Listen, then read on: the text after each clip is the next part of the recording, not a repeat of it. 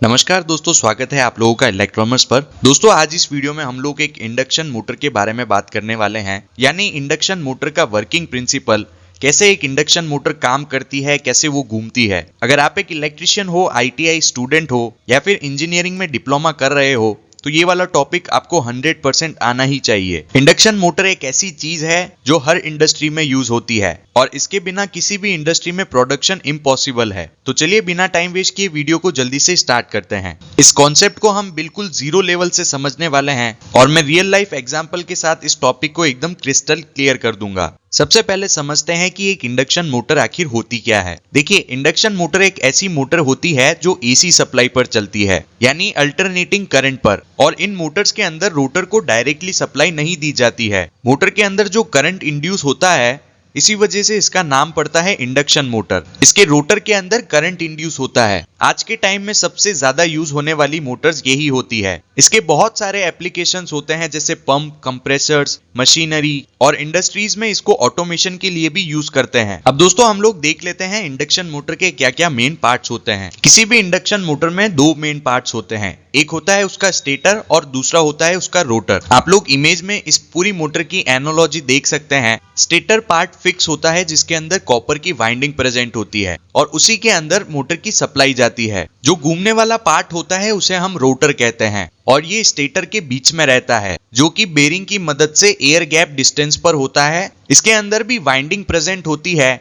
यानी इसके अंदर एल्यूमिनियम या फिर कॉपर के बार्स होते हैं जो इलेक्ट्रोमैग्नेटिक इंडक्शन में हेल्प करते हैं। आप लोगों को बस इतना याद रखना है कि स्टेटर घूमता नहीं है, सप्लाई लेता है, और रोटर सप्लाई नहीं लेता है बल्कि घूमता है। अब आते हैं दोस्तों मेन वर्किंग प्रिंसिपल के ऊपर, जिस वजह से इंडक्शन मोटर घूमती है या फिर काम करती है। इंडक्शन मोटर का वर्किंग एक प्रिंसिपल पर बेस्ड होता है जिसे हम कहते हैं इलेक्ट्रोमैग्नेटिक इंडक्शन। मतलब जब मैग्नेटिक फील्ड और कंडक्टर के बीच में रेलेवेंट मोशन होता है तो कंडक्टर में करंट इंड्यूस होता है और इसी की वजह से मैग्नेटिक फील्ड बनती है, जिस वजह से रोटर रोटेट करता है। चलिए इसको थोड़ा और ब्रीफ और आसान तरीके से समझते हैं। जब हम स्टेटर वाइंडिंग को 3 फेज एसी सप्लाई देते हैं तो स्टेटर के अंदर एक रोटेटिंग मैग्नेटिक फील्ड बनती है जिसे आरएमएफ कहा जाता है। ये रोटेटिंग मैग्नेटिक फील्ड रोटर के कंडक्टर को कट करता है और मैग्नेटिक फील्ड कट होने की वजह से रोटर कंडक्टर में करंट इंड्यूस होता है। अब रोटर के कंडक्टर में करंट है और स्टेटर का मैग्नेटिक फील्ड भी है। मैग्नेटिक फील्ड और करंट दोनों की वजह से इसके अंदर फोर्स प्रोड्यूस होता है और इसी फोर्स को मैग्नेटिक फोर्स कहा जाता है,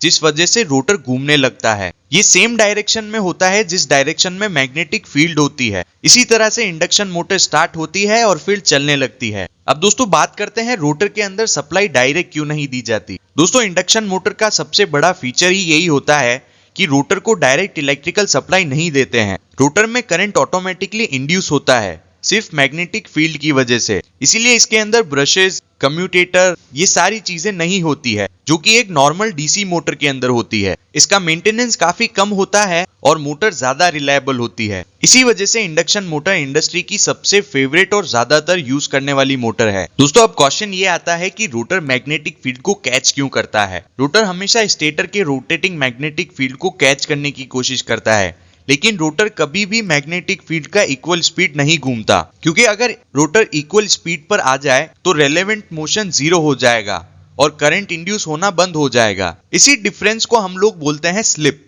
देखिए, स्लिप क्या होता है। स्लिप को हम कहते हैं स्टेटर फील्ड की स्पीड और रोटर की स्पीड का डिफरेंस। अगर ये स्लिप जीरो हो गया, मोटर में करंट इंड्यूस ही नहीं होगा, मोटर टॉर्क नहीं बनाएगी। इसीलिए रोटर हमेशा मैग्नेटिक फील्ड से थोड़ा स्लो घूमता है। आप लोगों ने देखा होगा मोटर्स आती है जिसको हम स्लिप रिंग मोटर कहते हैं, तो उसके अंदर स्लिप क्रिएट करने के लिए अलग से स्लिप रिंग लगाई जाती है। अब दोस्तों बात करते हैं इंडक्शन मोटर सेल्फ स्टार्टिंग क्यों होती है। क्योंकि 3 फेज सप्लाई से फेज की रोटेटिंग मैग्नेटिक फील्ड क्रिएट हो जाती है। इसी रोटेटिंग फील्ड की वजह से रोटर में टॉर्क डेवलप होता है और मोटर खुद से ही स्टार्ट हो जाती है। इस मोटर में ये एडवांटेज होता है कि इसका कंस्ट्रक्शन काफी सिंपल होता है, इसकी कॉस्ट भी लो होती है और इसके अंदर मेंटेनेंस कम आता है। ये मोटर हाई एफिशिएंसी देती है, लॉन्ग लाइफ चलती है, इसीलिए 90% इंडस्ट्री में इंडक्शन मोटर्स को यूज करते हैं। अगर आपसे इलेक्ट्रिकल इंटरव्यू के दौरान ये पूछा जाए कि इंडक्शन मोटर का वर्किंग प्रिंसिपल क्या होता है, तो आप एक लाइन में उन्हें जवाब दे सकते हैं कि इंडक्शन मोटर वर्क करती है इलेक्ट्रोमैग्नेटिक इंडक्शन के प्रिंसिपल पर। तो दोस्तों, होपफुली आप लोगों को समझ में आया होगा कैसे एक इंडक्शन मोटर काम करती है और किस तरह से ये हमारे इंडस्ट्री में इतनी इंपॉर्टेंट है। अगर ये वीडियो आपको हेल्पफुल लगी है तो वीडियो को लाइक जरूर करें,